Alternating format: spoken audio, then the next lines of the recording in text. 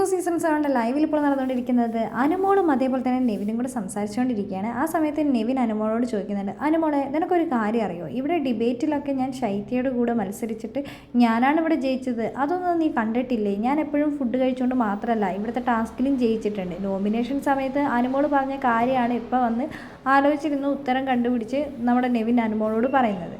ഒരു വല്ലാത്തൊരു ജീവിതം തന്നെയാണല്ലോ അനുമോളെ നിൻ്റെ ഈ ബിഗ് ബോസ് വീട്ടിലേന്ന്. എനിക്ക് അങ്ങനെയൊന്നും തോന്നിയിട്ടില്ല എന്ന് അനുമോൾ പറയുന്നുണ്ട്. ആ തോന്നൽ ഇല്ലാത്തത് ആണ് നിൻ്റെ പ്രശ്നമെന്ന് നെവിൻ പറയുന്നുണ്ട്. ഇപ്പം നിനക്ക് അതിന് വേണ്ടിയിട്ടുള്ള അനുഭവങ്ങളൊന്നും ഇവിടെ ഇല്ല എന്ന് പറയുന്നുണ്ട്. അനുഭവങ്ങൾക്ക് വേണ്ടിയിട്ടല്ലല്ലോ ഞാൻ ഈ ബിഗ് ബോസ് വീട്ടിലേക്ക് വന്നതെന്ന് നെവിൻ പറയുന്നുണ്ട്. ആ സമയത്ത് അനുമോൾ പറയുന്നുണ്ട്, 7ൻ്റെ പണിയും ഒരു അനുഭവം തന്നെയാണെന്ന് പറയുന്നുണ്ട്.